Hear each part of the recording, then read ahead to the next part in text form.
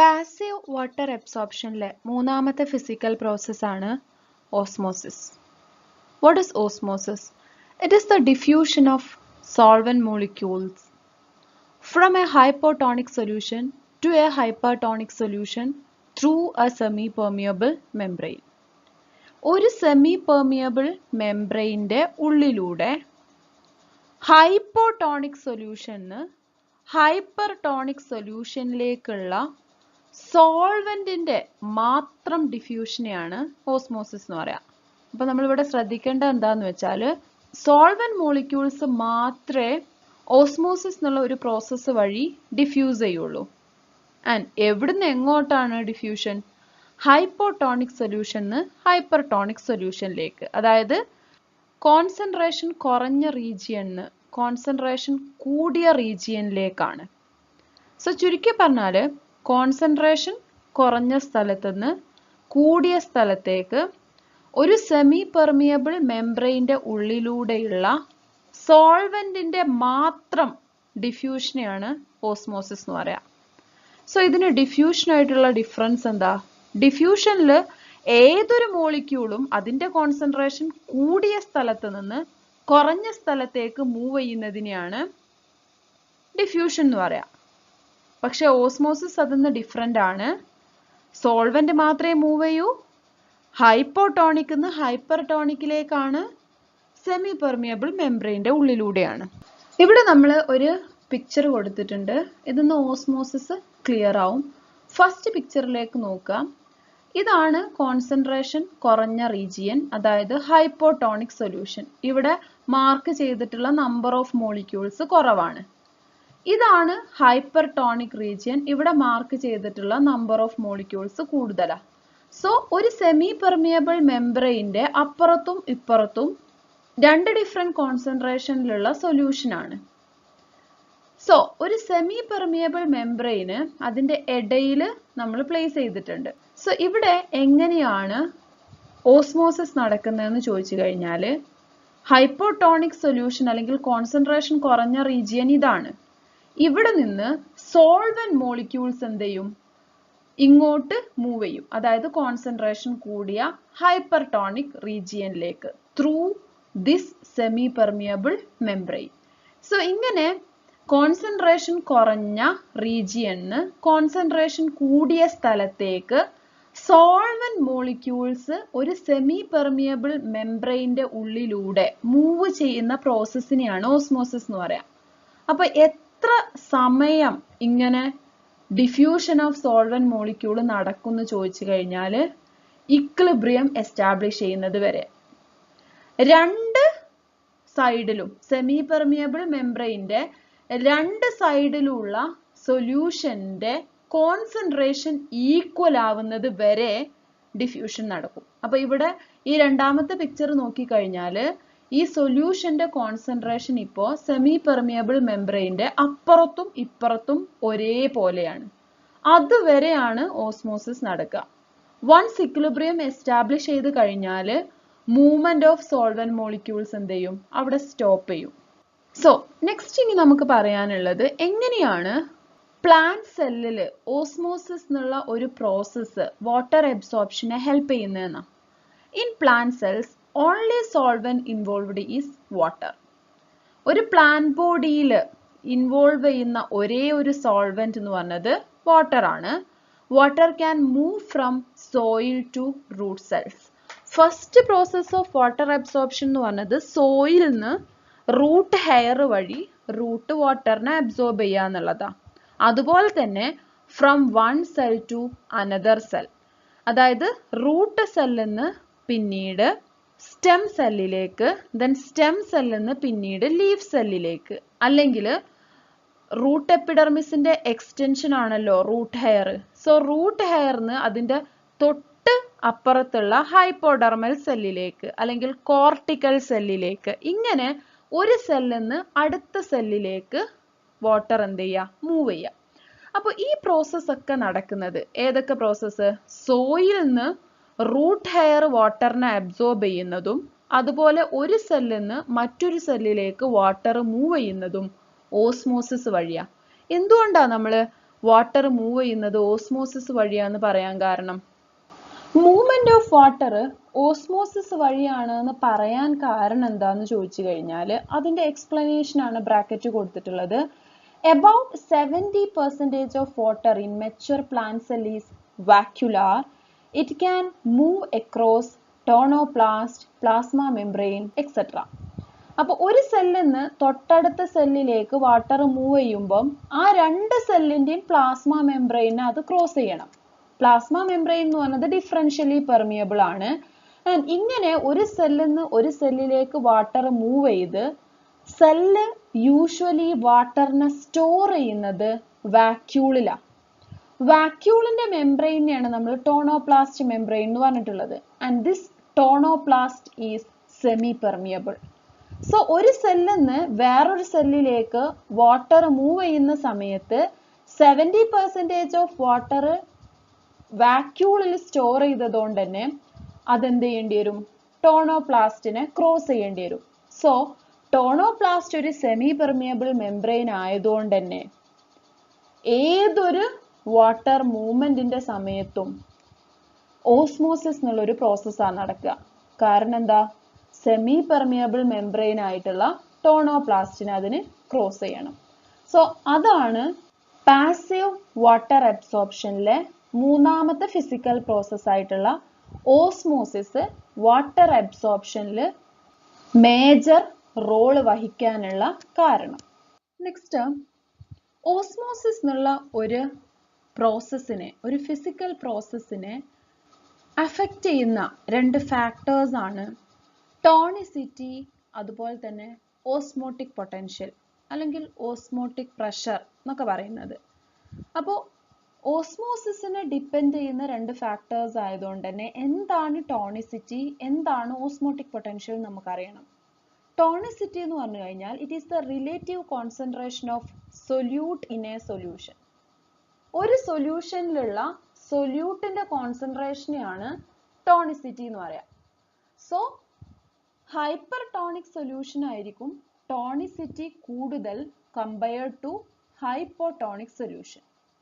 Then രണ്ടാമത് ഓസ്മോസിസിനെ affect ചെയ്യുന്ന ഫാക്ടർ ആണ് osmotic potential or osmotic pressure എന്ന് പറഞ്ഞത്. രണ്ടും ഒന്ന് തന്നെയാണ്, സിനോണിംസ് ആയിട്ട് യൂസ് ചെയ്യുന്നതാണ്. സോ എന്താ ഓസ്മോട്ടിക് പൊട്ടൻഷ്യൽ അല്ലെങ്കിൽ ഓസ്മോട്ടിക് പ്രഷർ എന്ന് പറഞ്ഞാൽ? Hydrostatic pressure that draws water into a more concentrated solution from a less concentrated solution. Osmotic potential എന്ന് പറഞ്ഞു കഴിഞ്ഞാൽ more concentrated solutionൽ, അതായത് ഹൈപ്പർടോണിക് സൊല്യൂഷനിൽ ഉണ്ടാവുന്ന ഒരു ഹൈഡ്രോസ്റ്റാറ്റിക് പ്രഷർ ആണ്. ആ ഹൈഡ്രോസ്റ്റാറ്റിക് പ്രഷർ കാരണം തൊട്ടടുത്തുള്ള ഹൈപ്പോടോണിക് സൊല്യൂഷന് അതെന്ത് ചെയ്യും? വാട്ടർ ഡ്രോ ചെയ്യും. ചുരുക്കി പറഞ്ഞാൽ ഹൈപ്പർടോണിക് സൊല്യൂഷന് തൊട്ടിപ്പുറത്തുള്ള ഹൈപ്പോടോണിക് സൊല്യൂഷന് വാട്ടറിനെ ഡ്രോ ചെയ്യാൻ വേണ്ടിയിട്ടുള്ള ഒരു ഹൈഡ്രോസ്റ്റാറ്റിക് പ്രഷറിനെയാണ് ഓസ്മോട്ടിക് പ്രഷർ അല്ലെങ്കിൽ ഓസ്മോട്ടിക് പൊട്ടൻഷ്യൽ എന്ന് പറഞ്ഞത്. സോ ഇതിൽ നിന്ന് ഒരു കാര്യം അണ്ടർസ്റ്റുഡ് ആണ്, tonicity is directly proportional to osmotic potential or osmotic pressure. കാരണം എന്താ? ടോണിസിറ്റി കൂടുമ്പോഴാണ് ഓസ്മോട്ടിക് പൊട്ടൻഷ്യൽ കൂടുക, അല്ലേ? കാരണം ടോണിസിറ്റി എന്ന് പറഞ്ഞത് ഒരു സൊല്യൂഷനിലുള്ള സൊല്യൂട്ടിന്റെ കോൺസെൻട്രേഷനാണ്. സോ സൊല്യൂട്ടിന്റെ കോൺസെൻട്രേഷൻ കൂടുക എന്ന് പറഞ്ഞത് ടോണിസിറ്റി കൂടുക എന്നാണ്. സോ ഒരു സൊല്യൂഷനിൽ സൊല്യൂട്ടിന്റെ കോൺസെൻട്രേഷൻ കൂടുമ്പോഴാണ് അത് ഹൈപ്പർടോണിക് ആവുക. ആ ഹൈപ്പർടോണിക് സൊല്യൂഷനിൽ ഉണ്ടാവുന്ന ഹൈഡ്രോസ്റ്റാറ്റിക് പ്രഷർ ആണ് ഓസ്മോട്ടിക് പ്രഷർ. അതിന്റെ ഫലമായിട്ടാണ് തൊട്ടിപ്പുറത്തെ സെല്ലിൽ നിന്ന് വാട്ടർ ഡ്രോ ചെയ്യുന്നത്, തൊട്ടിപ്പുറത്തെ ഹൈപ്പോടോണിക് സൊല്യൂഷന് വാട്ടർ ഡ്രോ ചെയ്യുന്നത്. സോ ടോണിസിറ്റി കൂടുമ്പോൾ ഓസ്മോട്ടിക് പൊട്ടൻഷ്യലും കൂടും, ടോണിസിറ്റി കുറയുമ്പം ഓസ്മോട്ടിക് പൊട്ടൻഷ്യലും കുറയും. അതുകൊണ്ടാണ് പറഞ്ഞത് tonicity is directly proportional to osmotic potential. So osmotic flow of വാട്ടറിന്റെ ഡയറക്ഷൻ എങ്ങനെയായിരിക്കും?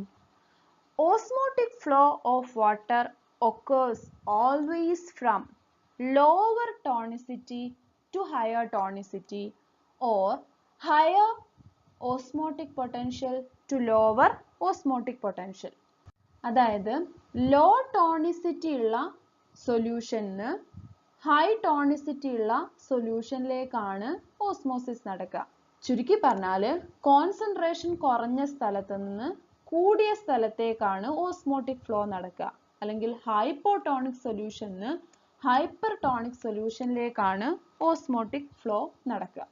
So higher the tonicity higher would be its O P. നമ്മൾ ഓൾറെഡി പറഞ്ഞു ടോണിസിറ്റി കൂടുമ്പോഴാണ് ഒ പി കൂടുക. O P of a hypertonic solution will be higher than that of hypotonic solution. Hypertonic solution ആണ് osmotic potential കൂടുതൽ ഉണ്ടായിരിക്കുക compared to hypotonic solution. Osmotic flow of water always occur from lower to higher tonicity or osmotic potential. ഈ 3 points നമ്മൾ already മുകളിലത്തെ ടോണിസിറ്റിയും osmotic പൊട്ടൻഷ്യലും പറഞ്ഞപ്പോൾ discuss ചെയ്തിട്ടുള്ളത് തന്നെയാണ്. Next significance of osmosis.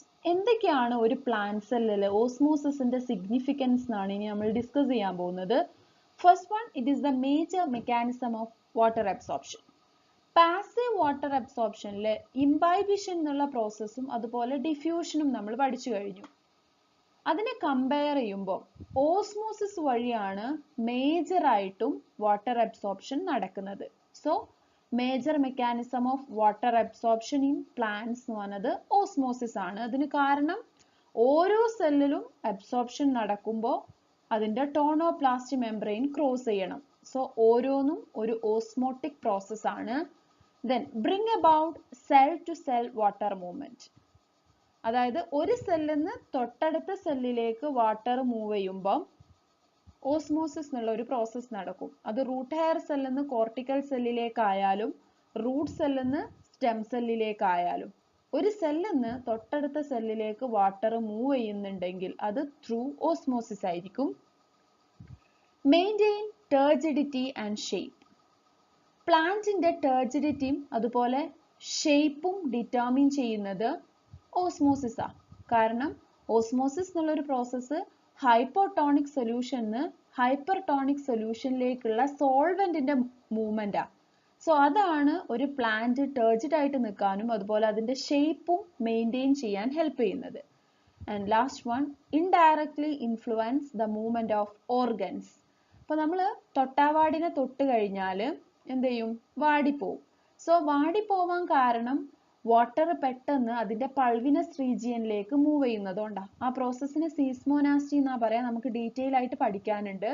So അവിടെ നടക്കുന്നത് ലീഫ് സെൽസ് നിന്ന് പൾവിനസ് റീജിയനിലേക്ക് വാട്ടർ പെട്ടെന്ന് മൂവ് ചെയ്യുന്നതുകൊണ്ടാണ്. സോ ഓരോ സെല്ലിൽ നിന്നും തൊട്ടടുത്ത സെല്ലിലേക്ക് വാട്ടർ മൂവ് ചെയ്യുമ്പോൾ ഓസ്മോസിസ് എന്നുള്ള ഒരു പ്രോസസ് നടക്കുന്നുണ്ട്. സോ ലീഫിന്റെ ഓരോ സെല്ലിലും ഓസ്മോസിസ് നടന്നാണ് അത് പൾവിനസ് റീജിയനിലേക്ക് എത്തുന്നത്. സോ പ്ലാന്റിന്റെ ഓർഗൻസിന്റെ മൂവ്മെന്റിനെ ഓസ്മോസിസ് എന്ത് ചെയ്യുന്നുണ്ട്? ഇൻഡയറക്ട്ലി ഇൻഫ്ലുവൻസ് ചെയ്യുന്നുണ്ട്. സോ നമ്മൾ പാസീവ് വാട്ടർ അബ്സോർപ്ഷന്റെ 3 ഫിസിക്കൽ പ്രോസസ് എക്സ്പ്ലെയിൻ ചെയ്തു. Imbibition, diffusion and osmosis. ഇനി നമുക്ക് ഒരു ജനറൽ ടോപ്പിക് പ്ലാസ്മോളിസിസ് ആണ് എക്സ്പ്ലെയിൻ ചെയ്യാനുള്ളത്. Plasmolysis is the shrinkage of protoplast and vacuole and the detachment of plasma membrane from cell wall due to continuous exosmosis. Plasmolysis എന്ന് പറഞ്ഞ പ്രോസസ്സിന്റെ definition എന്താന്ന് ചോദിച്ചു കഴിഞ്ഞാൽ പ്രോട്ടോപ്ലാസ്റ്റും വാക്യൂളും എന്ത് ചെയ്യുക? ഷ്രിങ്ക് ചെയ്യുക. എന്നിട്ട് സെൽ വാളിൽ നിന്ന് പ്ലാസ്മ മെംബ്രെയിൻ ഡിറ്റാച്ച് ചെയ്യുക due to continuous exosmosis.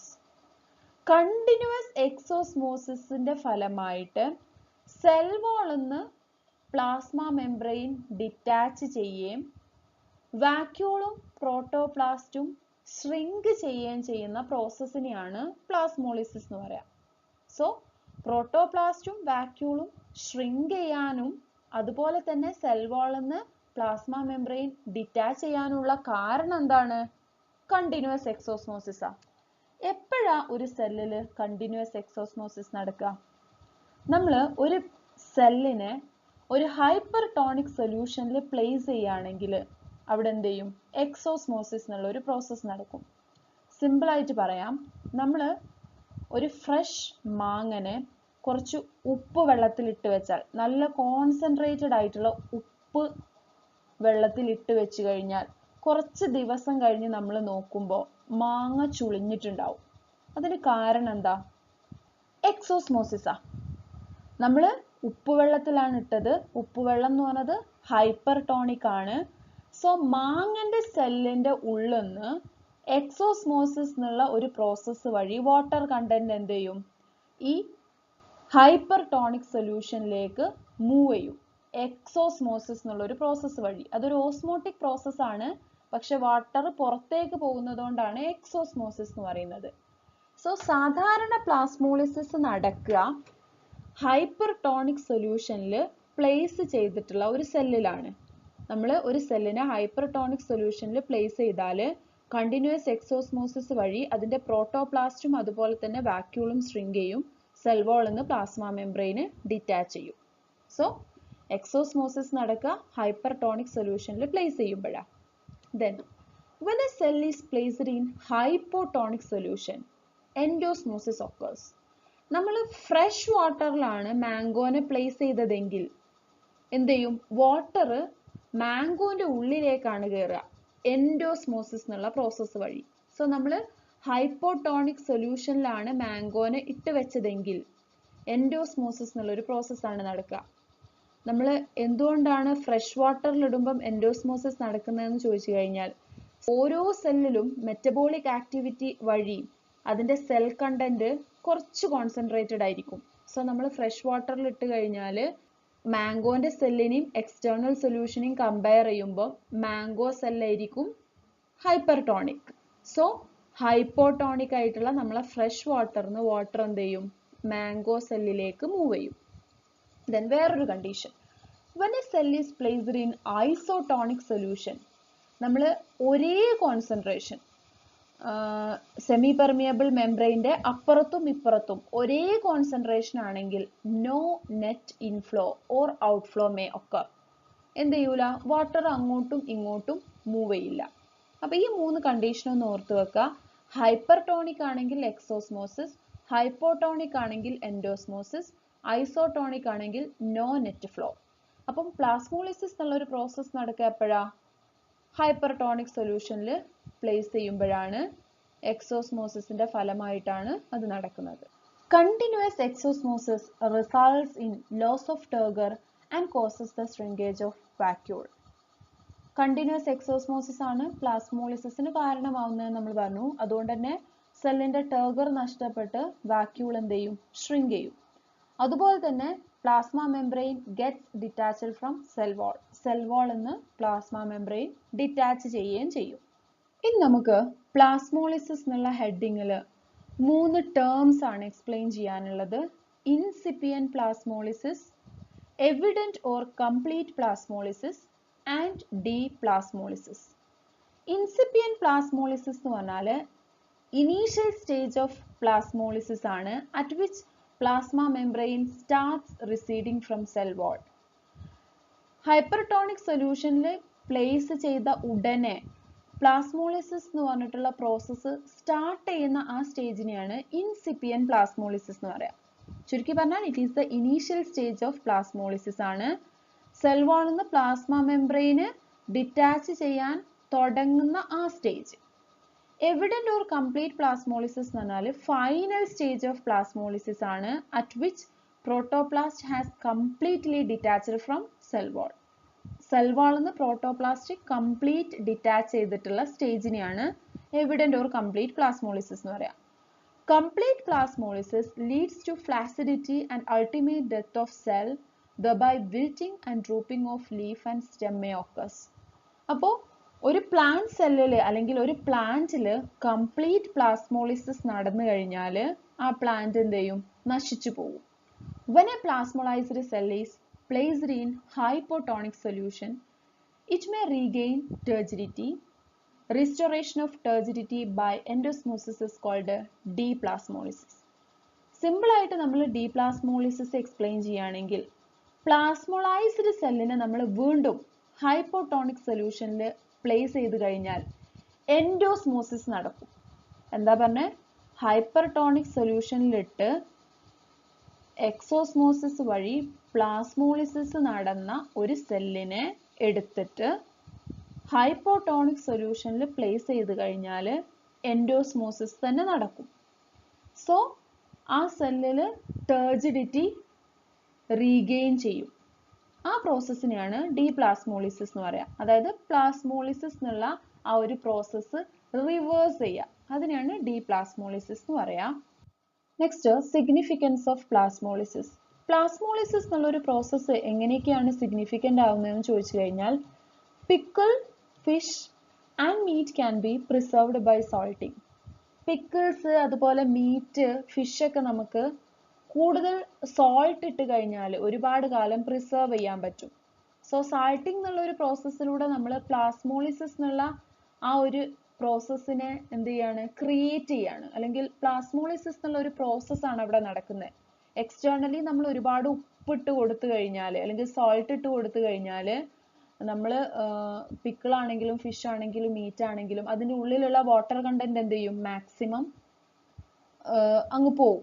So externally നല്ല സോൾട്ട് ഉള്ളത് കൊണ്ട് തന്നെ അത് കുറേ കാലം പ്രിസർവ് ചെയ്യാൻ പറ്റും. Jams and jellies can be preserved by sweetening. ജാംസും ജെല്ലീസ് ഒക്കെ നേരത്തെ നമ്മൾ സോൾട്ടിങ് പറഞ്ഞ പോലെ തന്നെ ഷുഗർ കൂട്ടി വെച്ചിട്ടാണ് അതിനെ പ്രിസർവ് ചെയ്യുന്നത്. സോ ജാംസും ജെല്ലീസ് ഒക്കെ സ്വീറ്റനിങ് വഴി നമുക്ക് പ്രിസർവ് ചെയ്യാൻ പറ്റും. Then for killing weed in clay pots by spraying salt.